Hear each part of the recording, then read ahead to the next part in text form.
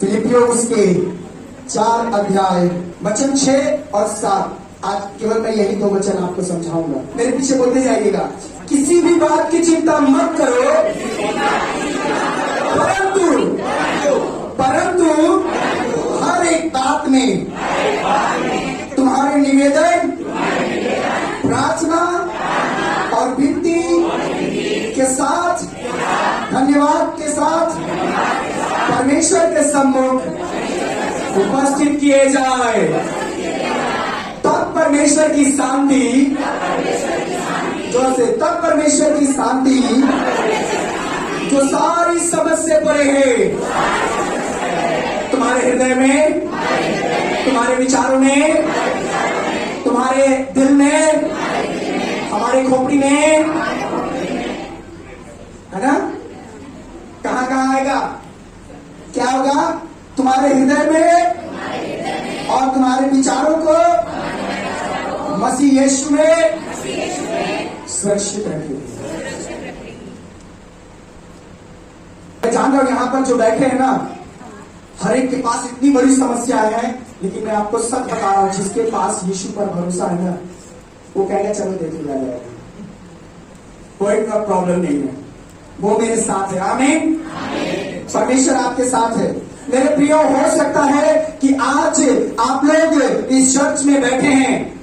कई बार आपके जीवन में जब आप चर्च में बैठे होते हैं तो बहुत ढेर सारी चिंताएं होती है, बहुत ढेर सारी उलझने होती हैं, बहुत ढेर सारी परेशानियां होती हैं। बहुत व्याकुल हृदय के साथ, बहुत बोझिल हृदय के साथ आप परमेश्वर के भवन में आते हैं। आप अपने बीमारियों को लेकर के आते हैं, अपनी समस्याओं को लेकर के आते हैं चर्च में। कई बार आपका हृदय आपको यह महसूस कराता है कि अब तेरे लिए कुछ नहीं हो सकता है। अच्छा होता कि तू मर जाता, अच्छा होता कि तू अपने पति को छोड़ देता, अच्छा होता कि तू अपने पत्नी को छोड़ देता, अच्छा होता कि तू ये पढ़ाई छोड़ देता। कई बार एक बोझिल हृदय के साथ, एक तकलीफ के साथ आप परमेश्वर के पास आते हैं। आप प्रभु के पास से बड़े आनंद के साथ नहीं आते। बाइबल बताती है, भजन संहिता 136 अध्याय वचन 23 में यहां पे लिखा है, परमेश्वर ने हमारी दुर्दशा में हमारी शुद्धि ली, उसकी करुणा सदा की है। हालेलुया। जब आप आनंद में थे, उसने आपकी शुद्धि नहीं दिया। जब आप दुर्दशा में थे, परमेश्वर ने आपकी शुद्धि ली। और वो आज कह रहा है कि तुम किसी बात की चिंता मत करना, किसी भी बात की चिंता मत करना। या तो आप अपनी चला लो या तो परमेश्वर की चला लो। अगर इस वचन को आप पकड़ लो और घुटने पर आ जाओ और परमेश्वर से कहो कि प्रभु तेरे वचन में लिखा है कि मैं किसी भी बात की चिंता नहीं करूंगा, तो परमेश्वर मेरा खर्च कैसे आएगा मुझे नहीं पता, मेरे जमीन में फसल कैसे आएगी मुझे नहीं पता, तूने कहा चिंता मत कर, किसी भी बात की चिंता मत कर, खाना मुझे कहां से आएगा नहीं पता, ये चर्च का काम कैसे होगा मुझे नहीं पता परमेश्वर, लेकिन मैं तेरे सामने आता हूं क्योंकि तूने मेरी दुर्दशा में मेरी शुद्धि ली है। हो सकता है, यह संभव है कि आज जब आप यहां बैठे हैं, बचपन से कोई ऐसा दर्द हो जो आज तक भरा ही नहीं। कुछ लोग कहते हैं, भैया मुझे बचपन से लोग नजरअंदाज कर दिए हैं, मुझे कोई प्यार नहीं करता, मैं बहुत परेशान हूं, मेरा जीवन पूरा कष्टमय है, मेरा जीवन में बहुत तकलीफ है, मेरा संपूर्ण जीवन कष्टमय हो चुका है, मैं एक खराब जिंदगी बिता रहा हूं, मैं अच्छी जिंदगी नहीं जी रहा। शायद हो सकता है कि आपके लिए अभी तक कुछ अच्छा नहीं हुआ, लेकिन अगर आप समस्याओं में हैं तो ध्यान दीजिएगा, यीशु ने कहा मैं तेरी दुर्दशा में तेरी सुधि लूंगा, तेरे कष्ट में मैं तेरी सुधि लूंगा। जब तू अकेले तकिए के अंदर में तकिए पर रखकर अपने आंसू बहाता है, जब तू अपना अकेले में जाकर रूम में कोठरी बंद करके रोता है, जब तू बाइक चलाते हुए रोता है, जब तू चिंता करता है, तुझे लगता है कि मेरे साथ कुछ अच्छा नहीं हो रहा है, मैं तेरी सुधि लूंगा। आपके साथ कुछ भी बेस्ट नहीं हो रहा है, आप ऐसा सोच सकते हैं बहुत समय आप आंसू बहा रहे हैं, सब कुछ करके देख लिया, अरे भैया कुछ नहीं हुआ, निराशा भरी जिंदगी आप जी रहे हैं, आपका दर्द खत्म नहीं हो रहा है, आपकी पीड़ा खत्म नहीं हो रहा है। यीशु ने कहा जो कुछ तुम मुझसे मांगोगे मैं वो दूंगा, लेकिन अभी तक नहीं मिला। आप निराश हो गए, उपवास रख कर निराश हो गए, प्रार्थना कर करके निराश हो गए, आपका रोग ठीक नहीं हुआ, लोग आपका मजाक बना रहे हैं, कोई सफलता नहीं आई आपकी जिंदगी में, दुखों का पहाड़ ऐसे छा गया मानो हमने बहुत बड़ा गुनाह कर दिया है। यह संभव है, लेकिन यीशु कहता है कि अपनी आंख बंद कर और मेरी ओर ध्यान लगा। जब आपकी आंखें परमेश्वर की ओर होगा आप निराश नहीं होंगे, आपकी जिंदगी उद्देश्यहीन नहीं होगा, आपका जीने का मकसद उद्देश्यहीन नहीं होगा। आप अपनी दुर्बलता में भी एक अच्छे कैरेक्टर, एक अच्छे चरित्र में परमेश्वर के साथ चल सकते हैं। अपनी निराशा भरी जिंदगी में आप प्रभु के साथ चल सकते हैं। परमेश्वर आपको बहुत प्यार करता है। चिंता, दुख, समस्या के कारण अब खुद को नष्ट करने के लिए यदि आप ठान लिए हैं तो आज मैं आपको हौसला देता हूं और मैं आपको उम्मीद दिलाता हूं कि आपका परमेश्वर आपको टूटने नहीं देगा। आपके हृदय को परमेश्वर बाखूबी जानता है। बस मेरी आपसे एक रिक्वेस्ट है कि आप अपने आप को, अपने दिल को प्रभु को सौंप दीजिए। जिस दिन आपका हृदय परमेश्वर को दे दिया जाएगा आप अपने शरीर की इच्छा पूरी नहीं करेंगे। परमेश्वर के साथ चलना सीखिए, बेदारी आएगा। वो सब कुछ आपके लिए रखा है, वो सब कुछ आपके लिए रखा है। मेरे प्रियो, बाइबल में लिखा है किसी भी प्रकार की चिंता न किया करो। आज सबके पास चिंताएं हैं, मेरा घर अच्छा नहीं चल रहा है। आपको बता दे रहे हैं ये सारी चीजें क्यों आपके जीवन में आती है। ध्यान से सुनिएगा।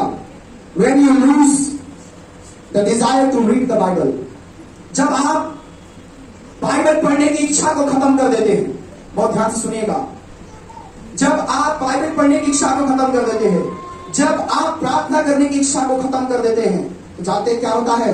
डायरेक्ट अटैक एनिमी का आपके लाइफ में आता है। जब आपकी डिजायर प्रार्थना के लिए खत्म, बाइबल के लिए खत्म, शैतान का अटैक, आपके दुश्मन का attack direct face to face सामने से आएगा।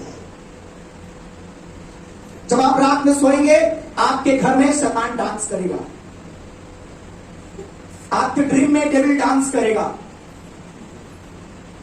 डायरेक्ट अटैक आएगा। वो नहीं चाहता है कोई भी जन बाइबल पढ़े, कोई भी जन प्रार्थना करे। जब आप पवित्र आत्मा की आग से भर जाते हैं, ध्यान सुनिएगा, आप प्रार्थना करते, आज से आपकी प्रार्थना होना चाहिए, प्रभु मुझे उस आग से भर जिससे शैतान नफरत करता है। जब आप पवित्र आत्मा की आग से भर जाते हैं, जब आप प्रार्थना में लौलीन हो जाते हैं, जब आप वचन में लौलीन हो जाते हैं, शैतान थपराता, भटकना भी नहीं चाहेगा आपके आसपास। जब प्रभु नहीं होता चिंता हावी होती है। पता है, जब कोई एकदम मर रहा होता है उस समय भी मैं उसे कहता हूं सुनो यीशु अभी है, चिंता मत करो। जब आप प्रार्थना करने की इच्छा को खत्म कर देंगे, आपके रूम में रात को आवाज आएगा, साउंड आएगा, भूत प्रेतों का, तमाम चीजों का डायरेक्ट अटैक डेविल का आपके लाइफ में आएगा। चिंता हमें कहां से आता है? जब हमारे हालात ठीक नहीं होते हैं। देखिए लिखा है, मैं बहुत आशीषित हूं, इस वचन से लिखा है किसी भी बात की चिंता मत करो। मेरी नौकरी लगेगी कि नहीं लगेगी, मेरा बच्चा ठीक होगा कि नहीं होगा, मैं अच्छा कर पाऊंगा कि नहीं कर पाऊंगा, मैं बहुत, मेरे पास ऐसा कोई टैलेंट नहीं है कि मैं बहुत बेहतर कर लूंगा। यीशु कह रहा है चिंता मत करो। जब आप चिंता करेंगे और वचन कह रहा है तो चिंता मत कर, तो किसका इंसल्ट हो रहा है? किसकी बेइज्जती हो रही है? जब आपका बाप कह रहा है तू टेंशन मत ले, जा कार निकलवा ले, तो आपको अभी टेंशन लेने की बात है क्या? आप शोरूम में जाइए, अगर पूछेगा पैसा दो, पापा कहेगा ठीक है कार लेकर जाओ, उधर में पेड़ हो गया। आपका बाप कौन? यीशु मसीह। और मेरा चिंता मत कर, चिंता मत कर। अगर मैं फिरौन के मन को बदल सकता हूं तो मैं आज तेरी परिस्थिति को भी बदल सकता हूं। अगर मैं यरीहो की दीवार को गिरा सकता हूं प्रार्थना के द्वारा, तो आज मैं तेरी परिस्थिति को भी हटा सकता हूं जब तू प्रार्थना करेगा। लाल समुद्र को दो भाग करने की ताकत है आपके बाप में। अगर वो उसको दो भाग कर सकता है, आपके हालात को भी वो ठीक कर सकता है। समस्या ये है कि हम घुटने पर जाते ही नहीं, हम उसे प्रार्थना करते ही नहीं। अगर आप मेरे साथ प्रार्थना करेंगे, अगर मुझे एक कॉपी भी खरीदनी है ना, पहले मैं अपने खुदा को बताऊंगा कि परमेश्वर, मैं एक डायरी लेने जा रहा हूं, और वो डायरी जब आप मुझे दीजिएगा, वो डायरी मुझे अच्छी मिलनी चाहिए। वो खुश होता है। जब आप अपने घर से बाहर जाते हैं और कहते हैं पापा मैं जा रहा हूं खेलने, पापा को चिंता होता है क्या? अगर वही जब आप बिना बताए जाते हैं तो होता है। तो अपने पिता को सब कुछ बता दो, फिर आप चिंता मत करो, परमेश्वर आपकी चिंता करता है। एकदम खुशी, जब आप बहुत परेशान हो, बोले कुछ नहीं, परमेश्वर मेरे साथ है, हो जाएगा। शांत, दूसरे को तसल्ली दो, घबराओ मत, प्रभु है, परमेश्वर है, उसको कुछ नहीं होगा, वो ठीक हो जाएगा। ये बहुत बड़ा बीमारी, लोग कहते हैं अरे उसको कैंसर हो गया। आप किसको बड़ा कर रहे हैं? कैंसर को। परमेश्वर को कर रहे हैं क्या? लोग कहते हैं अरे पादरी साहब आपको नहीं समझना। अरे मुझे सब समझ में आता है, मुझे सब समझ में आता है, क्योंकि मैं जिस परमेश्वर की आराधना करता हूं उसके लिए सब कुछ संभव है। मैंने देखा है दुआ में जो महिलाएं मां नहीं बन पाई, सुनिए, प्रार्थना के दौरान परमेश्वर ने उनके अंदर जो झिल्लियां हुआ करती थी, जो नशे मोटी हुआ करती थी, मैंने देखा यूट्यूब में कि जब प्रभु का दास प्रार्थना करने लगा, उसके पेट से वो कट के उसके प्राइवेट पार्ट से पूरे गिर गया और अपने सामने वो मां बन गई। ये ताकत है आपके परमेश्वर में, बिना ऑपरेशन का ठीक कर सकता है, बिना कुछ किए वो ठीक कर सकता है। लेकिन क्या आपके पास वो भरोसा है कि नहीं मैं खड़ा रहूंगा, वो मेरे लिए काम करेगा? अगर वो सदरक मेशक अबेदनगो को बचा सकता है तो वो मुझे भी बचाएगा। लेकिन समस्या ये है, क्या आप पैसे पे भरोसा करते हो या फिर अपने परमेश्वर में? हर हालात में, हर परिस्थिति में, चाहे आप निराश क्यों ना हो, चाहे आपके पास कुछ हो या ना हो, वो रास्ता निकालेगा। ये काम उसका है। लाल समुद्र सामने था मेरे प्रियो, लोग डरे हुए थे कि अभी आएगा फिर राजा, तलवार से मार देगा, मेरे सामने मेरे बच्चे को मार देगा, मेरे सामने मेरे पत्नी को मार देगा, मेरे सामने सबको नाश कर देगा, तीर धनुष से मारेगा, वो तड़पेगा। लेकिन मैं आपसे कह रहा हूं, आपके हालात चाहे जैसे हो, यीशु रास्ता निकालेगा। हालेलुया। यहां पर बाइबल बताती है किसी भी प्रकार की हमें बहुत कठिन और डरा देने वाले हालात में भी चिंता होने लगता है। ऐसी चीजें सामने आ जाती हैं, ऐसे हालात सामने आ जाते हैं जो बहुत कठिन लगता है, चिंता आने लगती है। यदि हम प्रभु के शिष्य हैं, बिलीवर हैं, तो यहोवा पर हमें भरोसा करना सीखना चाहिए। ये मैं केवल आपको बोल नहीं रहा हूं, मैं अपने जीवन में करता हूं। आपके पास नहीं है वो, हमारे चारों तरफ वो है, हमारे समझ में भी वो हमारे साथ होता है। क्या गर्व से कह सकते हैं कि यीशु मेरा स्वर्गीय पिता है? जब आप हालात आपके विपरीत हो, आपको पता है जब प्रभु के भक्तों को लोग मारते हैं, जब उन्हें सताते हैं, जब बाइबल में जो परमेश्वर के दास लोग थे उन्हें कैसे कैसे मार दिया गया, उस समय वो मुस्कुरा कर कह रहे थे वो मुझे देख रहा। उस हालात में उससे बदतर हालात क्या हो सकता है? कह रहे थे यीशु मुझे जानता है, स्वर्गीय पिता मुझे जानता है। याद रखना होगा कि हमारा स्वर्गीय पिता है जो हमारी योग्यता से भी अधिक हमसे प्यार करता है। आपके पास कितनी योग्यता, कितने टैलेंट है आपके पास, उससे भी अधिक वो आपसे प्यार करता है। हमारे लिए स्वर्गदूतों को आज्ञा देता है कि जा मेरे बच्चे के लिए काम कर, और स्वर्गदूत तुरंत दौड़ा दौड़ा आता है और आपके लिए काम करना शुरू करता है। हमारी और आपकी जिम्मेदारी यह है कि हम अपनी चिंताएं भरोसे के साथ उस पर रखें, अपने भरोसे को प्रभु पे रखो। जब आप परमेश्वर पर भरोसा रखेंगे, आपके साथ बहुत कुछ होगा। पहला पत्रस 5:8 जरा कोई पढ़ेगा क्या? सचेत हो जी, जागते रहो, क्योंकि तुम्हारा विरोधी शैतान गरजने वाले सिंह के समान इस खोज में रहता है कि किसको फाड़ खाए। जो मैंने ट्रांसलेशन किया है इसको ग्रीक भाषा से हिंदी में, ये सुनिएगा, अपने आप को काबू में रखो। क्या करो? अपने आप को काबू में रखो और सचेत रहो, क्योंकि तुम्हारा दुश्मन शैतान गरजने वाले शेर की तरह इस तलाश में रहता है कि किसको अपना निशाना बनाए। जब आप काबू में नहीं रहेंगे, आप वचन के कंट्रोल में नहीं रहेंगे, आप खुद के लिए ठोकर का कारण बनेंगे। दूसरे के लिए तो बात की बात है, लेकिन मैंने देखा है जो बैल काबू नहीं होता, काबू में नहीं आता, मालिक उसे बहुत डंडे से मारता है और कई बार उसको खाना नहीं देता, उसको छुआ छोड़ देते हैं सब, चाहे जो आएगा डंडा से बजा के जाएगा उसको। बाइबल क्या कह रही है? अपने आप को काबू में रखो और क्या करो? जागते रहो। काबू में रहने का मतलब है सचेत रहो। और इसका यूनानी में जो अर्थ है, लिटरल अर्थ है जो इसका, वो यह है आत्मसंयमी बनो। हे प्रभु कहने वाले सभी स्वर्ग राज्य में नहीं जाने वाले, लेकिन जो परमेश्वर के वचन को लेकर चलेंगे, अपने आप को काबू में रखेंगे, उसके लिए चंगाई भी है, उसके लिए प्रॉस्पेरिटी भी है, उसके लिए वो स्वर्ग की सारी आशीषें हैं जो उसे चाहिए। आज यीशु आपसे पूछ रहा है, किसी ऐसी बात से आप प्रभावित तो नहीं होते हैं जो आपको मसीह से दूर लेकर जाता है? कितने लोग प्रभावित हैं जो आप मसीह के विरोध जा रहे हैं? ऐसी बातें आपके जीवन में आ रही हैं। अगर ऐसी बातों से प्रभावित है तो कलाम करे, भागो, वहां से निकल, तुरंत भाग, डिसीजन ले। नहीं, शैतान तुझे निशाने पे रखा है और उसका वार खाली नहीं जाएगा, पकड़ के मारेगा, छोड़ेगा नहीं वो। लेकिन जब आप परमेश्वर के काबू में होंगे तो आपके जीवन में परमेश्वर आशीष मिलेगा। शैतान उन लोगों को पकड़ सकता है जो आत्मिक रीति से सो रहे हैं। क्या बोला मैंने? जोर से बोलिए, क्या बोला मैंने? किसको पकड़ेगा? अरे आवाज नहीं है। शैतान किसको पकड़ेगा? तो जाग जाइए भैया, ये भाई जाग जाओ। घरे में झगड़ा करके चक्कर में मत पड़ा, इधर उधर की बात मत करा, ना ही तो बड़ी सुताई करी, ऐसा सुताई करी कि समझ में आ जाए। अगर आप आत्मिक रीति से सो रहे हैं, अगर आप आत्मिक रीति से सो रहे हैं, शैतान आपको अपने आप में लिप्त कर लेगा, फिर आपको अच्छा नहीं लगेगा। मैं ये बात क्यों बोल रहा हूं? मत्ती 4:1।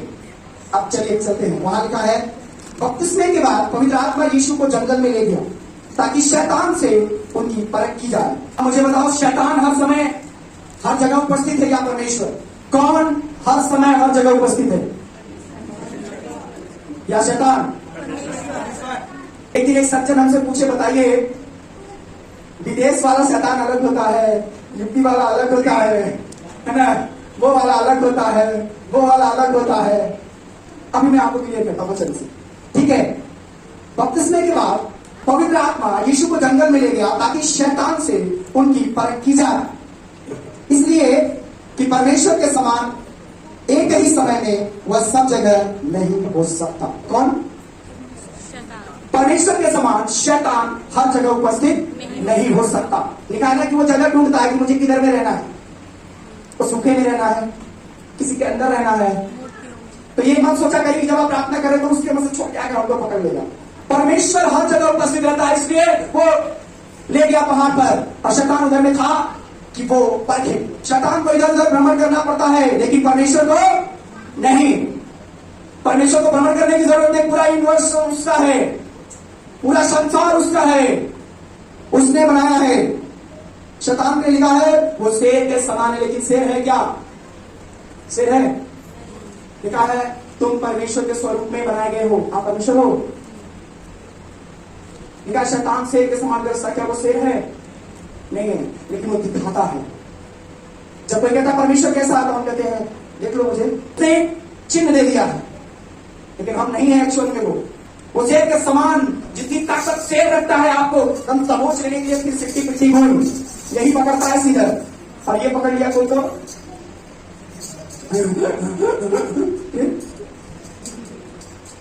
कितना टाइम लगेगा? मुश्किल से 22-23 सेकेंड, उससे ज्यादा।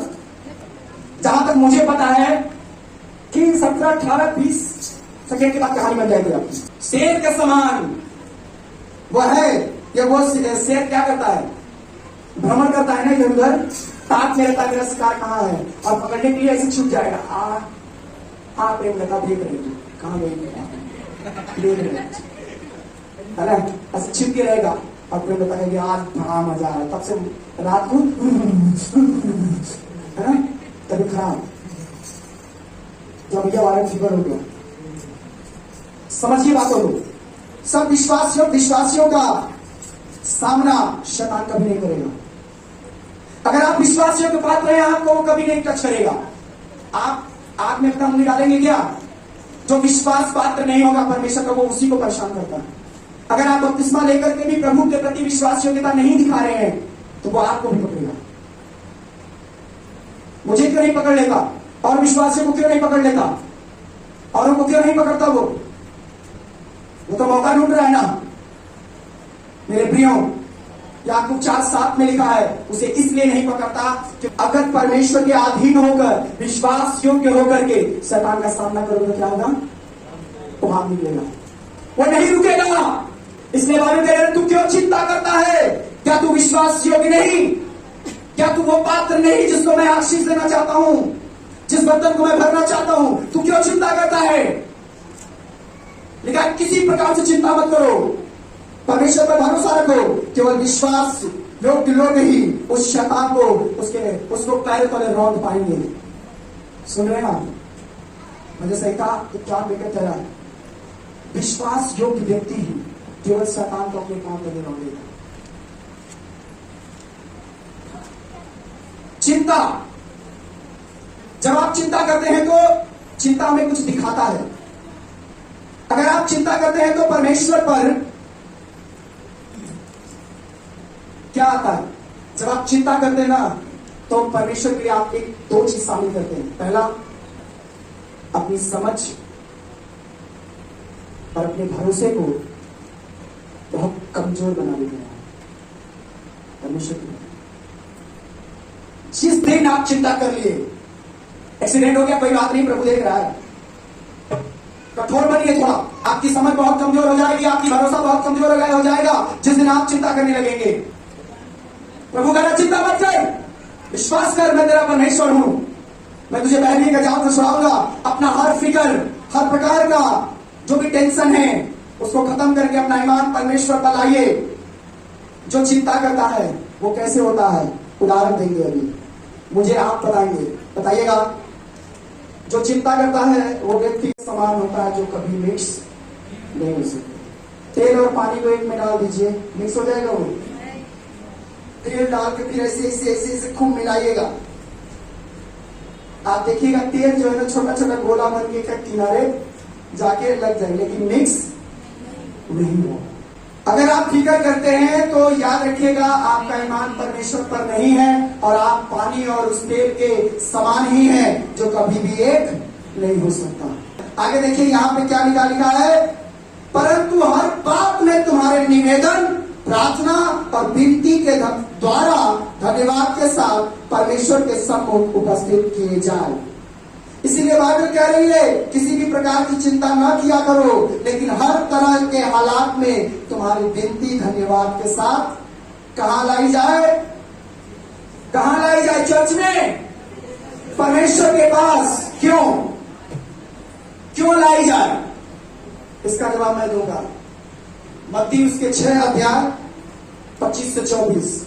क्यों लाई जाए? जब आप चिंता करते हैं तो सारी विनती, सारी नम्रता, धन्यवाद के साथ क्यों लाई जाए? इसलिए मैं तुमसे कहता हूं, अपने जिंदगी के लिए, अपने प्राण के लिए ये चिंता ना करना, क्या खाएंगे, क्या पिएंगे, ना अपने शरीर के लिए क्या पहनेंगे, क्या प्राण भोजन से, शरीर वस्त्र से बढ़कर नहीं। देखो भैया जाके बाहर, जी जी जी, हाँ, खिलाता है।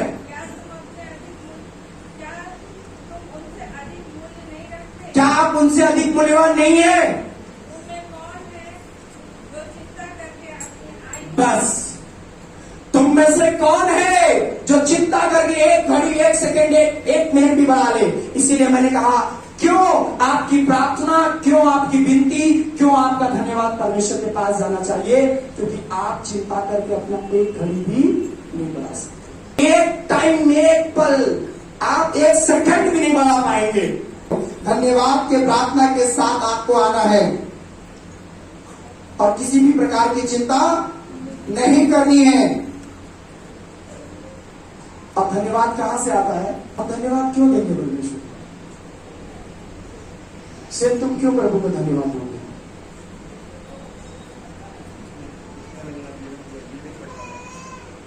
क्या करेगा वो? आपके धन्यवाद को लेकर सजाएगा, फिर क्या करेगा वो? हाँ? उसको धन्यवाद क्यों चाहिए? परमेश्वर को धन्यवाद क्यों चाहिए? क्यों आपसे बहुत खुश हो जाएगा? आप अपना एहसान उस पर लाद देंगे। हम उसे धन्यवाद क्यों देते हैं? क्योंकि उसने मुझे हर घड़ी संभाला है। हमारे लिए कोई छोटा सा भी काम कर दे तो हम उसको धन्यवाद देते हैं। परमेश्वर को हर पल दीजिए, धन्यवाद के प्रार्थना के साथ आइए। क्या हम इस बात की कल्पना कर सकते हैं कि बिना धन्यवाद की प्रार्थना किए हमारी प्रार्थना कामयाब हो जाएगी? कभी भी कामयाब नहीं होगा। आपको धन्यवाद की प्रार्थना करनी है, परमेश्वर की शांति आपको मिलेगा, उसके अपने शक्ति के साथ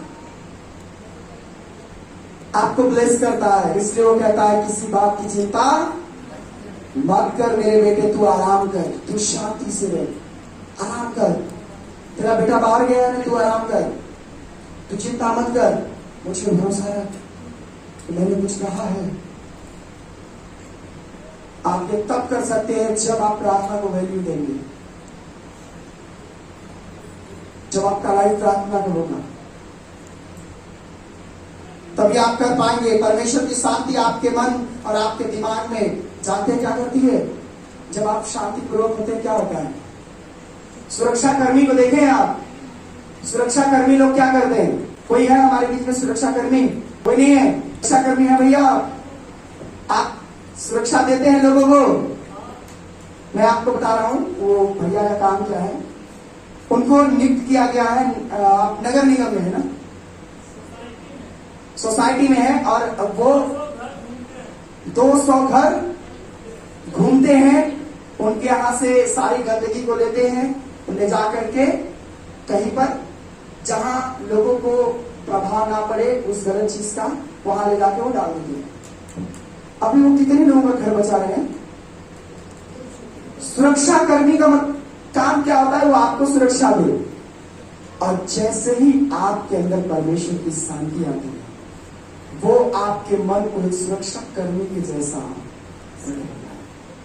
अपने स्वर्गदूत को लगा के रखता है, एक तू इसके लिए सुरक्षा कर्मी है। तो जब आपके मन में बड़ी शांति मिलती है तो सुरक्षा कर्मी जैसा काम हो चुका होता है। इसलिए क्या करेंगे? आज से चिंता करेंगे ना, अरे जो होगा सो होगा, देख लिया जाएगा। हमारा बाप हमारे साथ है तो हमारा विरोधी कौन हो सकता है?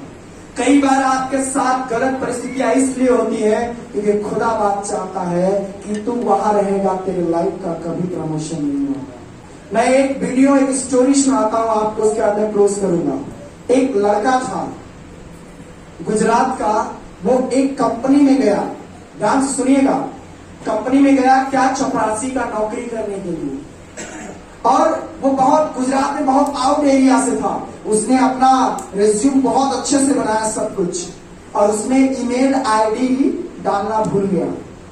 तो जब वो कंपनी के बॉस के पास जाता है तो वो क्या कहता है कि ये सब कुछ ठीक है लेकिन इसमें ईमेल आईडी नहीं है। तो वो कहता है मैं तब तक तुम्हें नहीं दूंगा जॉब जब तक तुम ये ईमेल आईडी नहीं लेकर। वो बाहर जाता है, उसे पता ही नहीं ईमेल आईडी क्या होता है। वो दुकान पे जाता है, कहता है भैया ईमेल आईडी कहाँ मिलेगा, मेल कहाँ मिलेगा? और उसके पिताजी जाके बहुत जगह पूजा पाठ जहाँ होता है वहां जाकर कहते हैं मेल कहाँ मिलेगा? तो वो कहते हैं अरे मूर्ख, अगर मेल ही करना है तो ईश्वर से मेल कर। हाँ, बड़ा परेशान सब, क्या होगा क्या होगा, कैसे होगा? वो लड़का खाने के लिए तरस गया, कैसे करें, मेल कहाँ मिलेगा, ईमेल आईडी कहाँ मिलेगा। बहुत जगह गया, लोगों से पूछा, लोगों ने कहा ये क्या होता है, मुझे पता नहीं, मुझे पता नहीं। एक लड़के के पास गया जहाँ चाय मिलता था, वो चाय पिया और उसने कहा ये भैया मेल कहाँ मिलता है, ईमेल आईडी कहाँ मिलता है। बोला इस साइबर में जाओ। जब वो वहां गया तो वहां जाकर वो कहा भैया मुझे एक ईमेल दे दो। उसने कहा ऐसा है 1 घंटे का 60 रुपया लगेगा, उसमें जाके बैठ जाओ कंप्यूटर पर, खुद बना लो। तो वो देखा पैसा 60 रुपये नहीं है। वो मार्केट में गया, मार्केट में जाकर के उसने क्या किया, जितने पैसे थे उसी पैसे से वो टमाटर लिया, लोगों के घर जाके कह रहा 1 किलो टमाटर ले लो, 2 किलो टमाटर ले लो। ऐसे करके जब वो शाम को आया तो देख रहा है कि 60 रुपए की जगह उसके पास कम से कम 500-600 रुपए आ गए एक दिन की। और उसके दिमाग की बत्ती खुली और उसने ये बिजनेस शुरू कर दिया। और ये बिजनेस जैसे शुरू किया वो कुछ ही दिनों में गुलाम का मालिक बन गया। वो मेल ढूंढ रहा। मेरी बात समझ रहे हैं? अगर वो जब उसका इंटरव्यू हुआ, लोगों ने पूछा अरे आप इतने बड़े बिजनेसमैन हैं, उसने कहा कि आज मैं इसलिए हूं। वो फाइल उठाया और सामने ले जाके दिखाया, अगर ये कंपनी का ओनर मुझसे ईमेल आईडी नहीं मांगता तो शायद मैं आज चपरासी ही रहता। इसलिए आज मैं बॉस बना हूं, क्योंकि जब मैं इसके तलाश में निकला तो मुझे समझ में आई कि मैं कितना आगे जा सकता हूं। कई बार खुदा आपकी परिस्थिति को, आपके हालात को इसलिए वैसे ही रहने देता है क्योंकि वो चाहता है कि अब तू यहां से उठ और अपनी जिंदगी जी। तुझे एक बड़े लेवल में जाना है और हम इस बात को समझ नहीं पाते हैं। इसलिए बाइबल ने कहा चिंता मत कर, भरोसा कर, परमेश्वर से प्रेम कर और उसकी ओर अपनी आंखें लगाए रख। मेरी बात समझ में आई? तो आज से चिंता नहीं करना है। आपके घर में कुछ भी हो रहा है प्रभु को पता है। बस इतना सोचना आप बेस्ट होने वाला है, जो नेक्स्ट होगा वो बेस्ट होगा। परमेश्वर आशीष देगा। आइए अपने आंखों को बंद करें।